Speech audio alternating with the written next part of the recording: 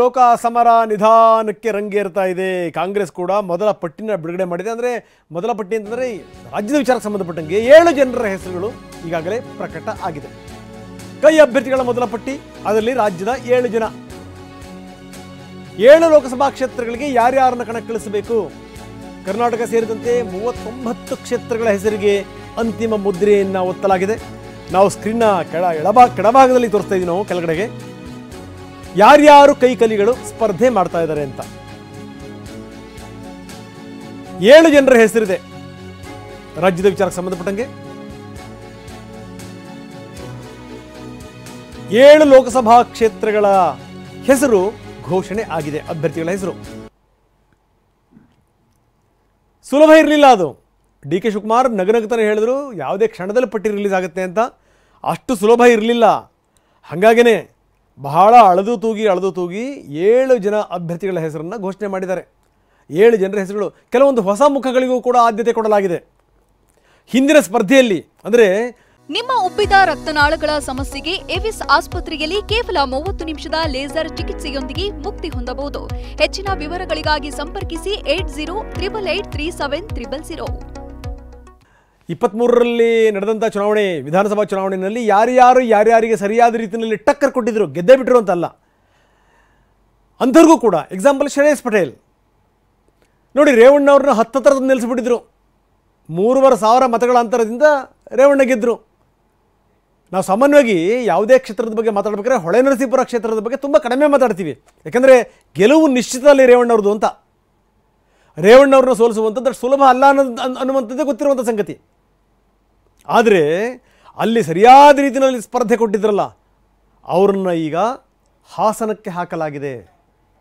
It's very important ಸಂಗತಿ. ಇನ್ನು ಶಿವಮೊಗ್ಗಕ್ಕೆ ಗೀತಾ ಶಿವರಾಜ್ ಕುಮಾರ್ ಹೆಸರು ಫೈನಲ್ ಆಗಿದೆ. ಕೆಲ ಹೊಸ ಹೆಸರುಗಳು ಸೇರಿದಂಗೆ ನಾವು ತೋರಿಸ್ತಾ ಇದ್ವಿ. ಡಿ ಕೆ ಸುರೇಶ್, ಬೆಂಗಳೂರು ಗ್ರಾಮಾಂತರ, ನಾನು ಚುನಾವಣೆಯಲ್ಲಿ ಸ್ಪರ್ಧೆ ಮಾಡಲ್ಲ, ನನಗೆ ರಾಜಕೀಯ ಬೇಸರ ಆಗಿದೆ, ಇಂಥವೆಲ್ಲ ಮಾತುಗಳನ್ನು ಹೇಳ್ತಾ ಇದ್ರು ಸುರೇಶ್. ಆದರೆ ಗೊತ್ತಿತ್ತು ಸುರೇಶ್ ಬಿಟ್ಟರೆ ಬೇರೆ ಯಾರೂ ಅಲ್ಲಿ ಸೂಕ್ತ ಆಗಲಿಕ್ಕೆ ಸಾಧ್ಯವೇ ಇಲ್ಲ ಅಂತ. ಡಿ ಕೆ ಸುರೇಶ್ ಬೆಂಗಳೂರು ಗ್ರಾಮಾಂತರದಿಂದ ಕಣಕ್ಕಿಳಿದಿದ್ದಾರೆ. ಇನ್ನು ಗೀತಾ ಶಿವರಾಜ್ ಕುಮಾರ್ ಶಿವಮೊಗ್ಗದಿಂದ ಕಣಕ್ಕಿಳಿದಿರುವಂಥದ್ದು ಈಗಾಗಲೇ ಬಹಳಷ್ಟು ಚರ್ಚೆಗಳು ನಡೀತಾ ಇವೆ. ಎಲ್ಲೋ ಒಂದು ಕಡೆಗೆ ಕುಮಾರ್ ಬಂಗಾರಪ್ಪ ಕೂಡ ಮೌನವಾಗಿದ್ದಾರೆ, ಸಮಾವೇಶಗಳಿಂದಲೂ ಕೂಡ ದೂರ ಇದ್ದಾರೆ. ಅವ್ರನ್ನೂ ಕೂಡ ಎಳ್ಕೊಂಡು ಕುಟುಂಬದ ಸದಸ್ಯರೆಲ್ಲರೂ ಕೂಡ ಒಗ್ಗಟ್ಟಾಗಿ ಚುನಾವಣೆ ಎದುರಿಸಬೇಕು ಅಂತ ಕೂಡ ಪ್ಲಾನನ್ನು ಹೆಣೆಯಲಾಗಿದೆ. ಇನ್ನು ಮುದ್ದಹನುಮೇಗೌಡರು ಅವರು BJPನಲ್ಲಿದ್ದರು.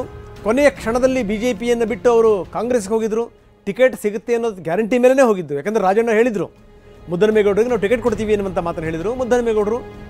ಮುದ್ದಹನುಮೇಗೌಡರ ಬಗ್ಗೆ ನಾನು ಹಿಂದೆ ಕೆಲವೊಂದಿಷ್ಟು ಮಾತುಗಳನ್ನ ಆಡಿದ್ದೆ. ಅಂದರೆ ಇವರು ಪಕ್ಷ ಬದಲಾಯಿಸಿದರು, ವಯಸ್ಸಾಗಿದೆ ಅನ್ನುವಂಥ ಮಾತುಗಳೆಲ್ಲವೂ ಕೂಡ. ಯಾಕಪ್ಪ ಅಂತಂದರೆ ಅವರು ಅಂಥ ಸ್ಟೇಚರಲ್ಲಿ ಬೆಳೆದಿರುವಂಥವ್ರು, ಅವರು ಜಡ್ಜಾದಂಥವ್ರು. ಸೊ ಅಂಥವ್ರಿಗೆ ಯಾಕೆ ಇಂಥ ಈ ರಾಜಕೀಯದ ಒಣ ಉಸಾಬರಿ ಅಂತ ಹೇಳಿದ್ದೆ. ಆದರೆ ಮುದ್ದಹನುಮೇಗೌಡರು UN ಭಾಷಣ ಮಾಡಿರುವಂಥವ್ರು, ನೋ ಡೌಟ್ ಬುದ್ಧಿವಂತ ರಾಜಕಾರಣಿ, ಭ್ರಷ್ಟ ಅಲ್ಲ. ಅವರ ಕೈ ಮತ್ತು ಮನಸ್ಸು ಎರಡೂ ಕೂಡ ಸ್ವಚ್ಛ.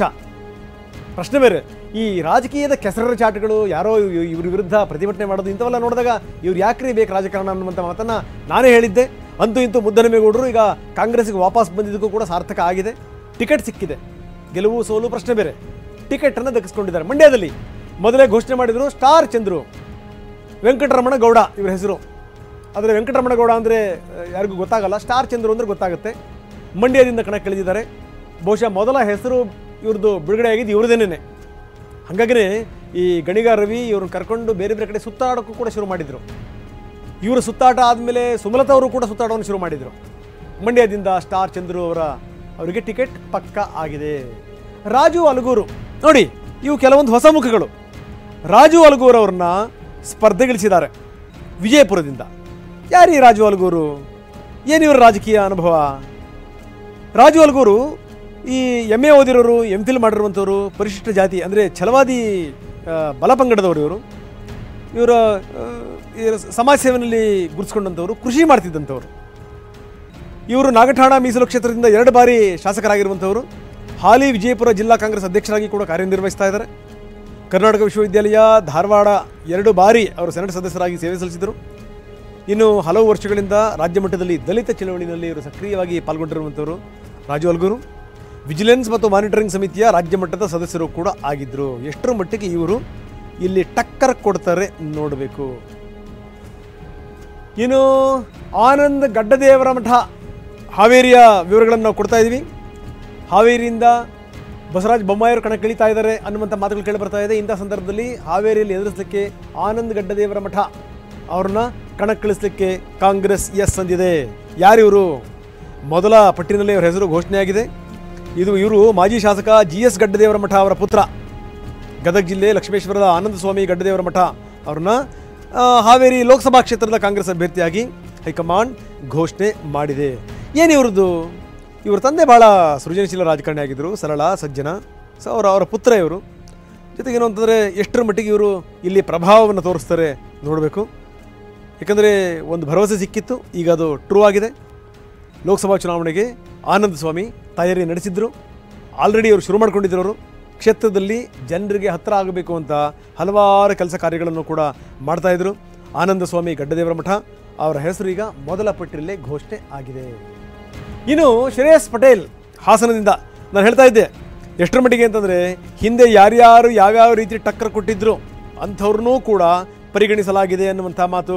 ಕಾಂಗ್ರೆಸ್ನ ಶ್ರೇಯಸ್ ಪಟೇಲ್ ಕಳೆದ ಚುನಾವಣೆಯಲ್ಲಿ 23ರ ಚುನಾವಣೆಯಲ್ಲಿ ಸದ್ದು ಮಾಡಿದರು, ಸುದ್ದಿ ಮಾಡಿದರು. ಅದಕ್ಕೆ ಕಾರಣ ಇದೆ. ಯಾಕಂದರೆ ಈ ಮಾಜಿ ಸಂಸದ ದೇವೇಗೌಡರ ಕುಟುಂಬದ ರಾಜಕೀಯ ಕಡುವೈರಿ ಜಿ ಪುಟ್ಟಸ್ವಾಮಿ ಗೌಡರ ಮೊಮ್ಮಗ ಈ ಶ್ರೇಯಸ್ ಪಟೇಲ್ ಏನಂದರೆ ಅವರು 6 ವರ್ಷ ಇದ್ದಾಗಲೇ ಅವ್ರ ತಂದೆ ಕಳ್ಕೊಂಡಿದ್ರು, ಪ್ರಶ್ನೆ ಬೇರೆ. ಆದರೆ ತಾತನ ಗಡಿನಲ್ಲೇ ಬೆಳೆದಿದ್ರು. ಹೀಗಾಗಿ ರಾಜಕೀಯ ಅನ್ನುವಂಥದ್ದು ಕೂಡ ಗೊತ್ತಿದೆ. ಮೊನ್ನೆ ಈ 2013ರ ವಿಧಾನಸಭಾ ಚುನಾವಣೆಯಲ್ಲಿ ಹತ್ತತ್ರ ಬಂದಿದ್ದರು. ಸೋಲನ್ನು ಕಂಡರು ರೇವಣ್ಣವ್ರ ವಿರುದ್ಧ, ಪ್ರಶ್ನೆ ಬೇರೆ. ಆದರೆ ಬಹಳ ಹತ್ತಿರದಲ್ಲಿ. ಹೀಗಾಗಿ ಎಲ್ಲೋ ಒಂದು ಕಡೆಗೆ ಈ ಹುಡುಗನಿ ಶಕ್ತಿ ಇದೆ. 3152 ಮತಗಳಿಂದ ಇವರು ಸೋಲನ್ನು ಕಂಡಿದ್ರು. ಅಂದರೆ ಹತ್ತತ್ರ ಬಂದಿದ್ದರು. ನಾವು ಸಾಮಾನ್ಯವಾಗಿ ಹೇಳ್ತಾ ಇದ್ದೀವಿ ಏನು ಅಂತಂದರೆ ಹಾಸನ ಅಂದ ತಕ್ಷಣ ಅದರಲ್ಲೂ ರೇವಣ್ಣವ್ರ ಕ್ಷೇತ್ರ ಅಂತಂದ್ರೆ ನಾವು ಮಾತಾಡೋದೇ ಇಲ್ಲ, ಗೆಲ್ತಾರೆ ಬಿಡ್ರಿ ಅಂತ. ಆದರೆ ಹಂಗಲ್ಲ, ಶ್ರೇಯಸ್ ಪಟೇಲ್ ಒಂದು ಚುರುಕು ಮುಟ್ಟಿಸಿದ್ರು. ಅಂಥ ಶ್ರೇಯಸ್ ಪಟೇಲ್ ಅವ್ರನ್ನ ಹಾಸನದಿಂದ ಕಣಕ್ಕಿಳಿಸಲಾಗಿದೆ. ಬರೀ ಇದಕ್ಕೆ ಸಂಬಂಧಪಟ್ಟಂಗೆ DK ಶಿವಕುಮಾರ್ ಮಾತಾಡಿದ್ದಾರೆ. KPCC ಅಧ್ಯಕ್ಷರು ಏನು ಹೇಳಿದ್ರು ನೋಡೋಣ. 11ನೇ ತಾರೀಕು ಸ್ಕ್ರೀನಿಂಗ್ ಕಮಿಟಿಲಿದೆ. ಇನ್ನು ಕೆಲವು ಆಗಬೇಕಾಗಿತ್ತು. ಕೆಲವು ಸ್ಕ್ರೀನಿಂಗ್ ಕಮಿಟಿಲಿ ಕೆಲವು ಹೆಸರು ಇಟ್ಟಿರಲಿಲ್ಲ. ಅದು 11ನೇ ತಾರೀಕು ಸ್ಕ್ರೀನಿಂಗ್ ಕಮಿಟಿ ಇದೆ. 11ನೇ ತಾರೀಕು ಒಂದು ಶೇಪ್ ಬರ್ತದೆ. ಏನಿಲ್ಲ, ಎಲ್ಲ ನಾವು ಲೋಕಲ್ ಲೀಡರ್ಸ್ ಎಲ್ಲ ಡಿಸ್ಕಸ್ ಮಾಡಿದ್ದೀವಿ. ಲೋಕಲ್ ಲೀಡರ್ಸ್ ಯಾರಿಗೆ ಹೇಳಿರ್ತಾರೆ ಅವ್ರಿಗೆ ನಾವು ಮಾಡಿದ್ದೀವಿ. ನಮ್ಮ ಸ್ಥಳೀಯ ಶಾಸಕರ ಅಭ್ಯರ್ಥಿಗಳು, ನಮ್ಮ ಕಾರ್ಯಕರ್ತರು, ನಮ್ಮ ಸರ್ವೆ ಇದನ್ನೆಲ್ಲ ಗಮನದಲ್ಲಿ ಇಟ್ಕೊಂಡು ನಾವು ಮಾಡಿದ್ದೀವಿ. 11ನೇ ತಾರೀಕು.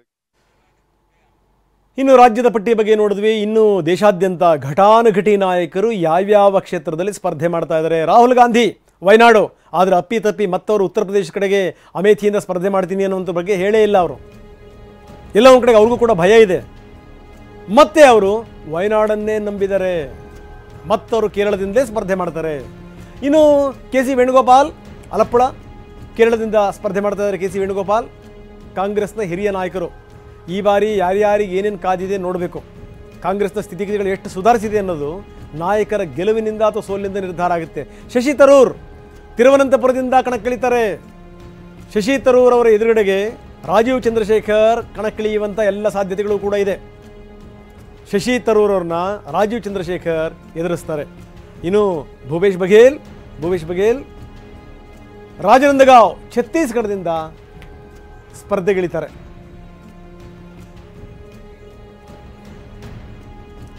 ಬನ್ನಿ ಇದ್ರ ಬಗ್ಗೆ ಹೆಚ್ಚಿನ ವಿವರಗಳನ್ನು ಪಡೆಯೋಣ. ಆದರೆ ಅದಕ್ಕಿಂತ ಮೊದಲು ಈ BJPಯ ಪ್ರಯತ್ನಗಳು ಏನೇನು ನಡೀತಾ ಇದೆ ಅದಕ್ಕೆ ಸಂಬಂಧಪಟ್ಟಂಗೂ ಕೂಡ ಹೇಳಬೇಕು. ಕಾಂಗ್ರೆಸ್ನ ಮೊದಲ ಪಟ್ಟಿ, ಜೊತೆಗೆ ಯಾರ್ಯಾರು ರಾಜ್ಯದಿಂದ ಯಾರ್ಯಾರು ರಾಷ್ಟ್ರದ ರಾಜಕಾರಣಿಗಳು ಸ್ಪರ್ಧೆ ಮಾಡ್ತಾ ಇದ್ದಾರೆ ಅದನ್ನು ನೋಡಿದ್ವಿ.